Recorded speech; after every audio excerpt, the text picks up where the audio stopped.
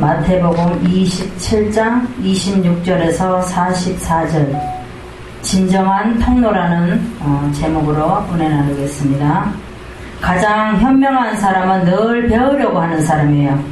그리고 가장 겸손한 사람은 개구리가 돼서도 올챙이 시절을 잊지 않는 사람. 또 넉넉한 사람을 자기한테 주어진 몫에 대하여 불평불만이 없는 사람입니다. 또 가장 강한 사람은 욕망을 자체할 수 있는 사람이며 가장 겸손한 사람은 자신이 처한 현실에 대하여 감사하는 사람이에요. 그리고 또 가장 존경받는 부자는 그 즉시 돈을 쓸 줄 아는 사람이 존경받는 사람입니다. 또 가장 건강한 사람은 늘 웃는 사람이며 가장 인간성이 좋은 사람은 남에게 피해를 주지 않고 살아가는 사람입니다. 가장 좋은 스승은 제자들에게 자신이 가진 지식을 아낌없이 주는 사람이고 가장 훌륭한 자식은 부모님의 마음을 상하지 않게 하는 사람입니다. 가장 현명한 사람은 놀 때 세상의 모든 것을 다 잊고 놀며 일할 때는 오로지 일에만 전념하는 그런 사람입니다. 가장 좋은 인격을 자신을 알고 겸손하게 하는 사람이고 가장 부지런한 사람은 늘 일하는 사람이며 가장 훌륭한 삶을 산 사람은 살아있을 때보다 죽고 나서 이름이 빛나는 사람이 더 훌륭한 삶을 산 사람입니다. 우리가 신앙생활을 하면서도 하나님의 뜻을 위해서가 아니라 자신을 위해서 야망을 가진 사람은 잘못된 것이에요. 사도 바울처럼 고난에 처해도 하나님께서 쓰시는 진정한 축복의 통로가 되는 사람이 되어야 돼요. 그래서 우리는 요령만 생기면 안 됩니다.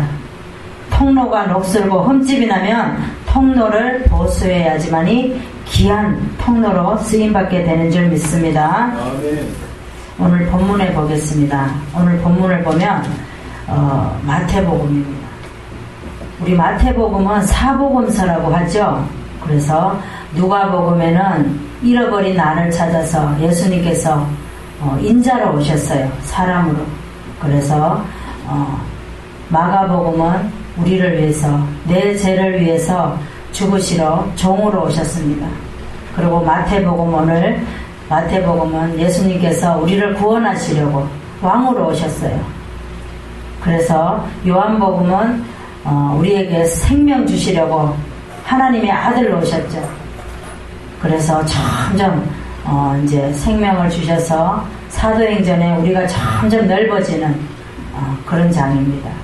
그리고 넓어져서 교회가 넓어지고 우리가 신앙으로 넓어지고 우리가 관계 속에서도 넓어져서 로마까지 사마리아 땅끝까지 복음을 전하는 주님의 메시지예요.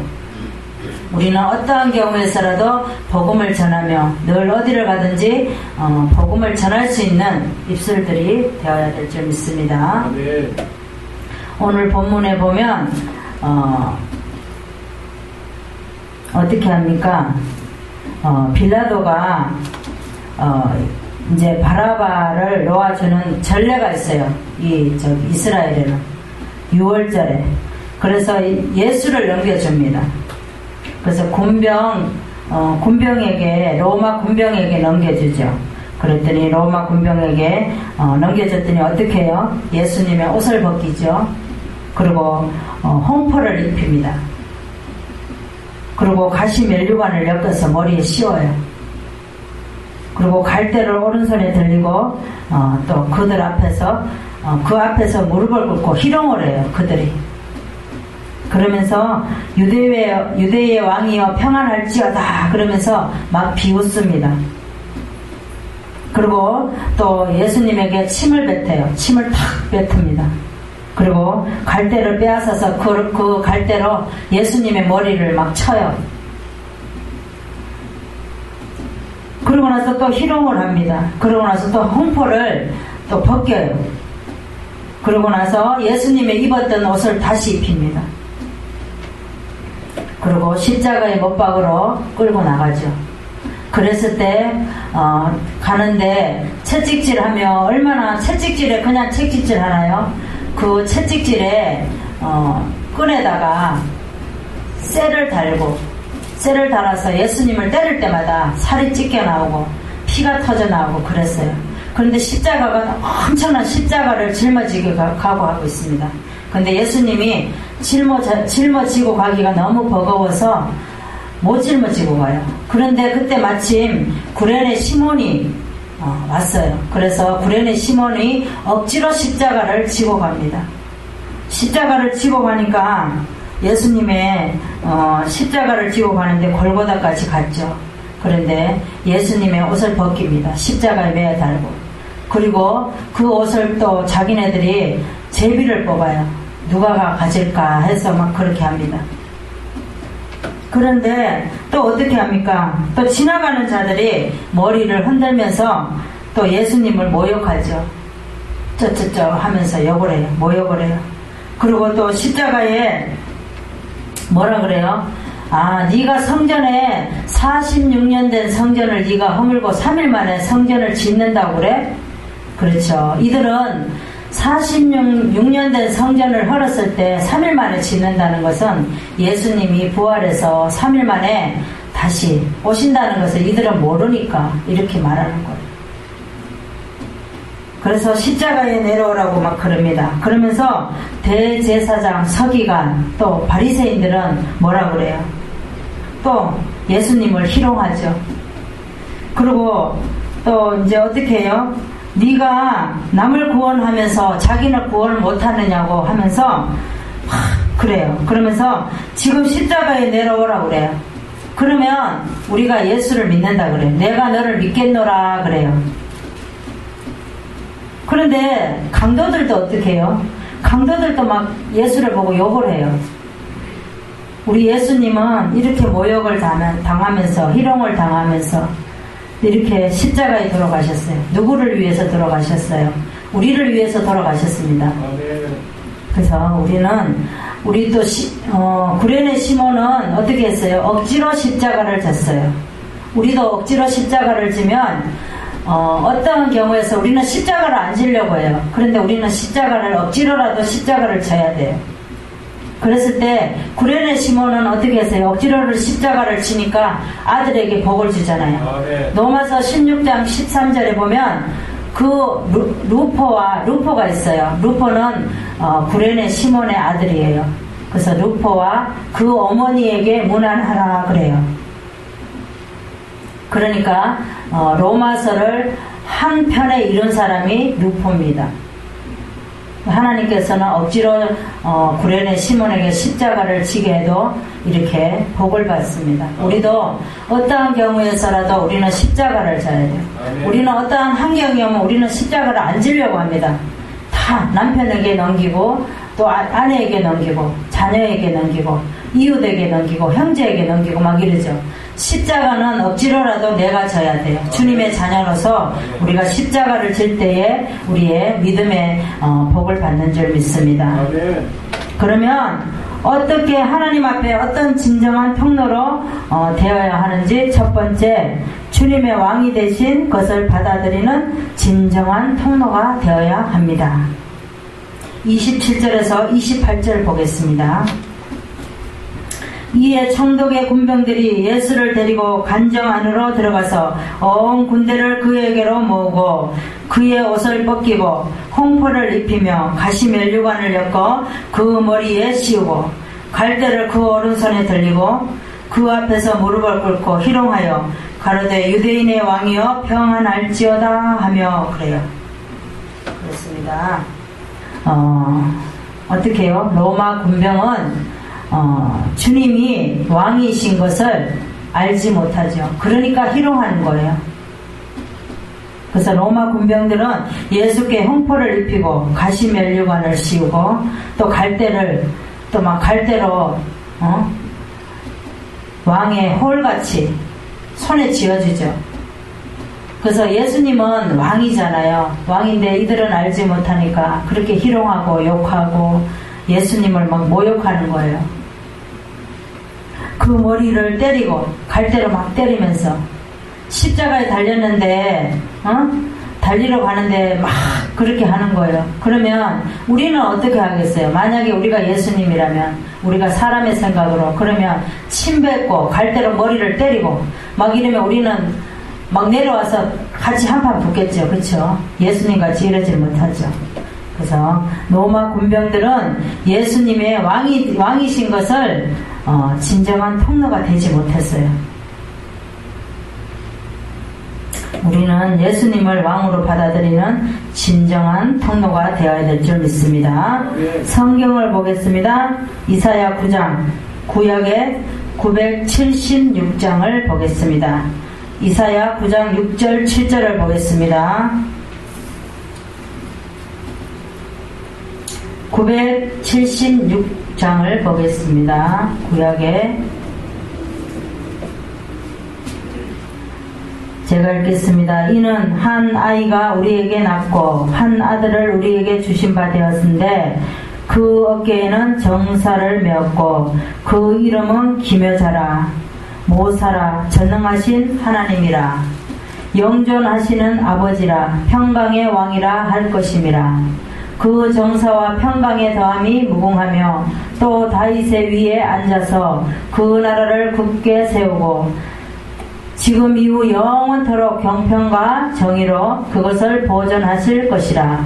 만군의 여호와의 열심히 이를 이루시리라 그랬어요.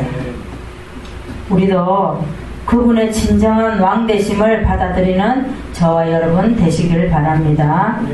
호세아는 하나님께서 음란한 아내를 얻으라 그랬어요. 그리고 음란한 자녀를 또 낳으라 그랬어요. 근데 결혼할 때에 최상의 조건으로 결혼을 해라고 해야지, 하나님은 최상의 조건이 아니라 호세아에게 최악의 조건으로 결혼을 하라고 그랬어요. 그랬는데도 호세아는 어떻게 해요? 하나님의 말씀대로 음란한 아내를 얻고 음란한 자식을 얻습니다. 그래서 주님이 왕 되신 것을 받아들이는 진정한 통로가 되어서 선지자로서 일을 잘 감당하는 호세아입니다. 그래서 호세아는 어떤 음란한 자녀를 낳았어요? 아들을 낳았는데 이스르엘을 낳았어요. 이스르엘은 흩으신다는 그런 뜻이에요. 그리고 딸을 또 낳았죠. 로루하마라고 낳았습니다. 그런데 긍휼을 여기지 않는다는 그런 뜻이에요. 그리고 또 아들을 또 하나 낳았죠. 노암미. 그래서 내 백성이 아니라는 뜻이에요. 그래서 이렇게 음란한 자녀를, 이렇게 세 자녀를 낳았어요. 음란한 아내에서. 그래서 호세아는 하나님을 왕으로 인정하고, 그래서 음란한 아내와 결혼하고 음란한 자녀를 낳은 사람이 호세아입니다. 우리도 호세아와 같이 어떤 주님이 하라고 하시면 해야 되는 왕이신 것을 받아들이고 또 진정한 통로가 되는 저와 여러분 되시기를 바랍니다. 하나님 앞에 어떤 진정한 통로가 되어야 하는지 두 번째 말씀을 보겠습니다. 주님이 가시는 길에 함께 동행하는 진정한 통로가 되어야 합니다. 32절에서 33절의 말씀을 보겠습니다.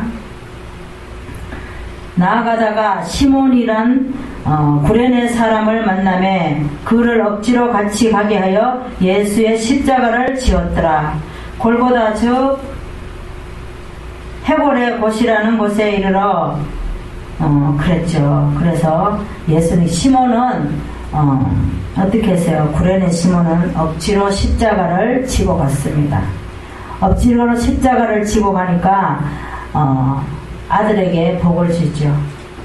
그래서 구레네 시몬은 왕이신 주님과 동행하는 삶을 한 사람이 구레네 시몬입니다. 구레네 시몬은 억지로 주님의 십자가를 지고 가니까 자식도 잘되게 해주죠. 또 로마서를 이룰 때에 한 부분을 이루게 하죠. 그래서 우리들도 어렵고 무겁고 힘들다고 십자가를 내려놓지 말고 구레네 시몬과 같이 왕이신 주님의 가시는 길에 함께 동행하는 진정한 통로가 되어야 될 줄 믿습니다. 성경을 보겠습니다. 창세기 6장 9절을 보겠습니다. 구약의 7장을 보겠습니다. 7장 6장 9절입니다. 노아의 사적은 이러하니라. 노아는 의인이요 당세에 완전한 자라. 그가 하나님에 동행하였으며 그랬어요. 노아는 하나님과 동행한 사람이에요. 그래서 노아 시대에 사람들이 시집가고 장가가고 춤추고 난리가 났죠. 홍수가 난다고 하는데도 이들은 시집가고 장가가고 난리가 났어요. 그런데도 하나님과 노아는 관계에서 제대로 이들은 어떻게 했어요? 노아 시대에 이들이 시집가고 장가간 사람들은 하나님과 관계를 올바로 맺지를 못했어요. 그런데 노아는 어떻게 했어요? 주님의 가시는 길에 함께 동행하는 진정한 통로가 되었어요. 그랬더니 나중에 노아의 가족만이 구원을 받게 되잖아요. 그래서 우리도 노아와 같이 주님께서 가시는 길에 동행하는 진정한 통로가 되는 저와 여러분 되시기 바랍니다. 아멘. 하나님 앞에 어떤 진정한 통로가 되어야 하는지 세 번째 말씀을 보겠습니다. 주님이 희생하시는 심정을 이해하는 진정한 통로가 되어야 될 줄 믿습니다. 41절에서 42절 말씀을 보겠습니다.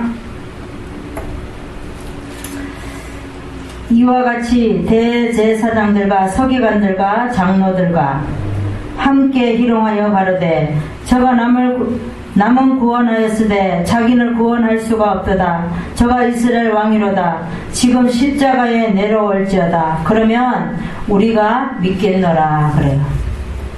그렇죠. 예수께서 골고다에 강도들과 십자가에 못 박혔어요. 근데 지나가는 자들이 머리를 흔들며 막 욕을 해요. 또 제사장들과 서기관들 또 바리새인들도 막 욕을 하죠. 뭐라고 해요? 지금까지 십자가에 내려오라. 그러면 우리가 믿겠노라. 또 유혹을 하죠. 그래서 십자가에 옆에 두 강도도 막 욕을 해요.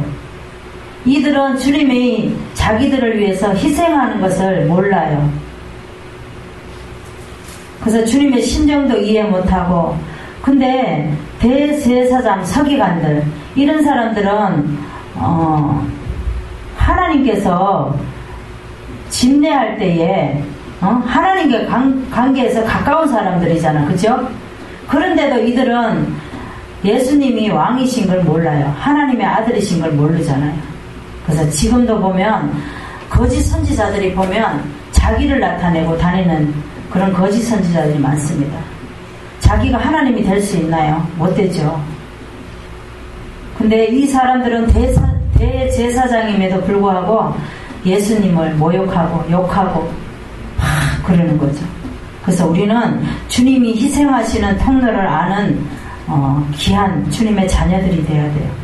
그래서 늘 주님이 마태복음은 예수님께서 왕으로 오셨어요. 우리에게. 그래서 주님을 왕이신 것을 인정하고 우리가 어디를 가든지 전철을 탈 때나 무엇을 할 때도 왕이신 주님께 물어봐야 돼요. 아멘. 우리가 전철을 탈 때 어떨 때 자리가 비었어요. 가다가 보면은 어떤 사람이 먼저 와서 앉아요. 그러면 그러려니 생각을 해야 돼요. 왜냐하면 주님께서 저보고 앉지 말고 서 있으라는 그 메시지예요. 그런데 우리는 그 메시지가 받아들일 때까지 힘들죠. 우리는 언제나 늘 적용을 누구에게 하는 것이 아니에요. 우리에게 해야 돼요. 우리 자신에게. 항상 어떠한 것이 보이면 저로 적용을 해야지 누구에게 적용을 하면 안 됩니다. 성경을 보겠습니다. 베드로전서 2장 22절에서 25절 신약의 379장을 보겠습니다. 379장을 보겠습니다. 베드로전서 2장 22절에서 25절 말씀을 보겠습니다. 저는 예수를 가리켜요. 저는 죄를 범치 아니하시고 그 입에 개사도 없으시며 욕을 받으시되 대신 욕하지 아니하시고 고난을 받으시되 위협하지 아니하시고 오직 공의로 심판하시는 자에게 부탁하시며 친히 나무에 달려 그 몸으로 우리 죄를 담당하셨으니 이는 우리로 죄에 대하여 죽고 의에 대하여 살게 하려 하심이라. 저가 예수가 채찍에 맞음으로 너희는 나음을 얻었나니 너희가 전에는 양과 같이 길을 잃었더니 이제는 너희 영혼을 목자와 감독 되신 이에게 돌아왔느니라. 그렇죠. 베드로는 주님이 잡혀가실 때에 3번이나 부인한 사람이에요. 어떤 여자가 대제사장 집에서 잡혀갔을 때, 예수님께서 잡혀갔을 때 그 당이다 그랬더니 베드로가 뭐라 그래요? 3번이나 부인을 합니다. 그런데 베드로는 사도행전에 보면 베드로는 정말 회개하고 오로지 주님을 위해서 설교만 하고 있습니다. 그래서 베드로는 나중에 회개하고 주님을 정말 하나님의 아들이라는 것을 인정하고, 베드로가 죽을 때 어떻게 죽어요? 똑바로 못 죽어요. 거꾸로 매달려서 죽게 됩니다. 회개하고. 도마도 어떻게 했죠? 도마도 예수님을 의심했잖아요. 그런데 예수님이 부활하셔서 뭐라 그랬어요? 내 옆구리를 만져보라 그랬죠? 그랬더니 만져봤더니 정말 여기 창에 찔린 자국도 있고, 그래서 예수님이 부활하신 것을 인정을 했어요. 그러고 나서 남은 여생을 다니면서 복음을 전하면서 오로지 예수님이 하나님의 아들이라는 것을 그것만 전하고 이평생을 살다가 하나님의 진정한 통로가 되었어요. 베드로도 그렇습니다. 베드로도 회개하고 주님의 말씀으로 설교를 하면서 주님의 통로가 되어서 회개하며 복음을 전하다가 이 생을 다하게 됩니다. 우리도 살아가는 삶 속에서 나의 자신을 위해서 삶을 사는 것이 아니라 예수님이 왕이신 것을 인정하면서 우리가 주님을 믿고 사는 삶이 되는 저와 여러분 되시기 바랍니다. 네. 말씀을 정리하겠습니다. 우리가 어떤 삶을 살지라도 우리가 하루를 살아도 가치 있는 삶을 살아야 돼요. 우리는 5분만 숨을 못 쉬면 죽습니다. 그런데 우리가 무엇을 위해서 달려가고 있습니까? 우리는 늘 직장이나 어디서나 무엇을 해도 늘 주님을 위해서 일하며 주님이 오라 그러는 그 시간에 가면은 돼요. 왜? 우리는 우리 것이 아니에요. 주님의 것이에요. 주님이 우리를 만드셨고 우리를 지으셨기 때문에 우리는 우리 마음대로 할 수 있는 것이 아무도 없습니다. 그렇기 때문에 우리는 주님을 위해서 무엇을 할 때도 늘 주님을 적용하며 주님을 받아들이고, 왕이신 오늘 말씀과 같이 우리는 이렇게 주님의 자녀이지만 주님을 욕하고 주님을 모욕하고 주님을 또 이렇게 나쁘게 이렇게 하면서 십자가를 달렸잖아요. 근데 주님은 우리를 위해서 십자가에 달려야 돼요. 그런데 또 그걸 막으면 안 되죠. 그래서 예수님은 주님의 진정한 통로가 되었어요. 하나님 앞에